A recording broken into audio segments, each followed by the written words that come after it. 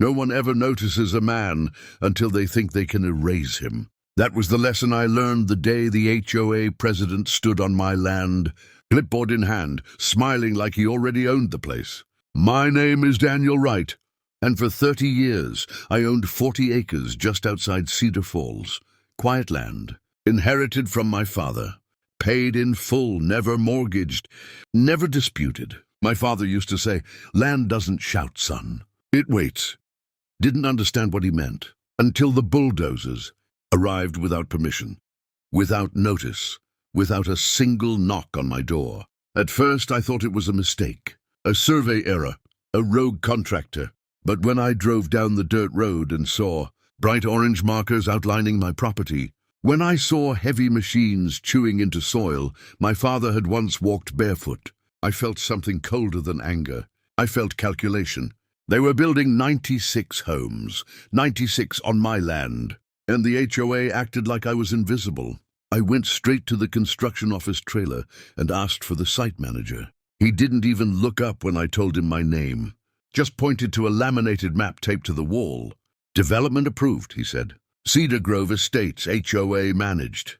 I told him that map was wrong, that the land belonged to me. He sighed, annoyed like I was slowing his coffee break. "Talk to the HOA," he said. That was the moment I realized this wasn't an accident. This was strategy. They hadn't stolen my land overnight. They had assumed I wouldn't fight back, or worse, that I couldn't. The HOA president's name was Marlene Bishop. She'd moved into the area 5 years earlier and quickly turned a loose neighborhood into a rule-obsessed empire.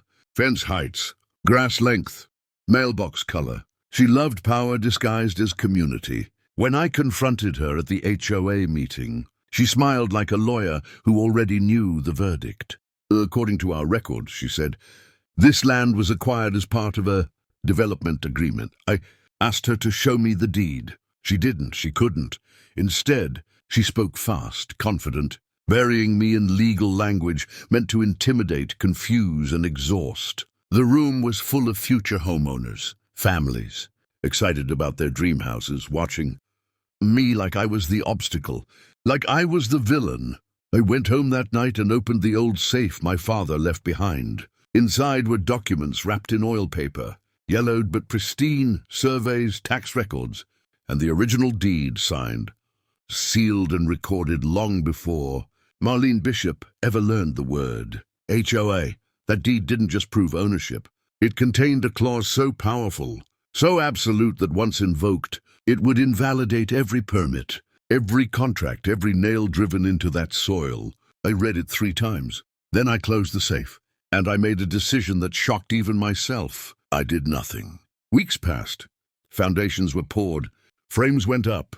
Families drove by on weekends, pointing at their future kitchens, their future children's rooms. The HOA bragged online about record-breaking development speed. People asked why I wasn't stopping them, why I wasn't suing, why I wasn't shouting. The truth was simple. Stopping them early would have saved them money. Letting them finish would teach them a lesson no settlement ever could. My father was right. Land waits. I hired a lawyer quietly, not a flashy one, a patient one, a man who understood timing better than theatrics. We filed nothing. We objected to nothing. We let the HOA dig its own grave with concrete and wood and debt. By the time the 96th house was complete, millions of dollars had been spent. Loans finalized. Keys prepared. That was when we filed a single motion with the county court, quietly, neatly, irrefutably, and that was when panic began to ripple through Cedar Grove Estates. The courtroom was packed the day Marlene Bishop finally looked at me without a smile. Developers in tailored suits sat stiffly behind her. Homebuyers clutched folders of contracts that were suddenly worthless. The judge entered, and the room fell silent. My lawyer stood, calm as stone, and presented the deed. Not a copy. The original, recorded, verified, untouched by time or manipulation. The judge adjusted his glasses, read the clause, and frowned. That clause stated that any unauthorized development on the land would revert ownership of all improvements, structures included, to the landowner, me, every house, every driveway, Every brick, mine. Marlene tried to argue fraud, tried to argue misunderstanding, tried to argue equity. The judge shut her down with a raised hand. Ignorance of ownership, he said, does not negate trespass. The gavel came down like thunder. Construction was ordered to stop. Occupancy permits were frozen. 96 homes sat completed and legally homeless. The HOA collapsed in real time. Developers sued the HOA. Buyers sued the developers. And I stood there silent while the weight of their arrogance crushed them. After the ruling, Marlene approached me in the hallway. No clipboard, no smile, just fear. She asked what I wanted. I told her the truth. I wanted my land respected. I offered the homeowners a choice, fair market leases or discounted buybacks. Many accepted. Some walked away. The developers went bankrupt. The HOA dissolved, and Cedar Grove Estates became something entirely different, a reminder, carved into property law textbooks and whispered about in planning offices. Months later, I walked the land again. Children played where bulldozers once screamed. The soil felt steady under my boots. My father's voice echoed in my head. Land waits. Power waits. Justice waits. And when it moves completely. After the courtroom victory, life seemed quieter. But the echoes of what had happened were everywhere. Cedar Grove Estates became a story whispered in planning offices, a cautionary tale in HOA meetings, and an unspoken legend among homeowners.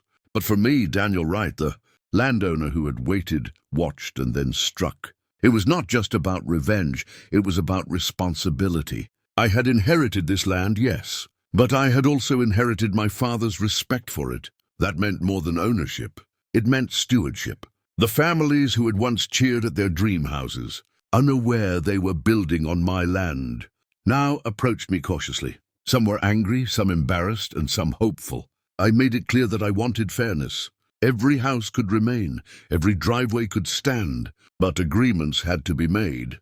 Leases, buybacks, and legal assurances. Nothing more, nothing less. My lawyer handled the details, but I made the decisions. And each choice I made sent ripples through the community. People who had once ignored me now studied every step I took, every word I spoke. They saw patience as power, and patience had been my weapon all along. Word spread quickly. Local media covered the case, then national outlets picked it up. Interviews, photos, and videos showed me standing on my land, not as a conqueror, but as a man who had watched, waited, and then acted. HOA boards across the country cited Cedar Grove as an example of what could happen when power is abused and property rights ignored. And yet, amidst the attention, I found the quiet moments to walk the land alone. I remembered the bulldozers, the chaos, the weeks of construction, and I reminded myself of the lesson my father had taught me. Land waits, and those who underestimate it eventually pay the price. But the story did not end there. I realized that this land, these acres and these houses could become something more than a personal victory. They could become a symbol. I began working with local schools to create community gardens on unused plots, small playgrounds for children, and open spaces where neighbors could gather. What had once been a battlefield for arrogance became a place for connection. Families who had once feared my presence now greeted me warmly. Children ran past with laughter, and even some HOA members, humbled and wiser, participated in cleanup and community events. It was during one of these quiet evenings, walking past a row of homes with freshly painted doors and gardens in bloom, that I realized the full circle of what had happened. 96 houses, billions in construction, countless emotions, yet none of it had diminished the truth. Ownership without integrity is hollow. I'd won in court, yes, but the real victory was restoring balance and showing that patience, wisdom, and courage could change everything.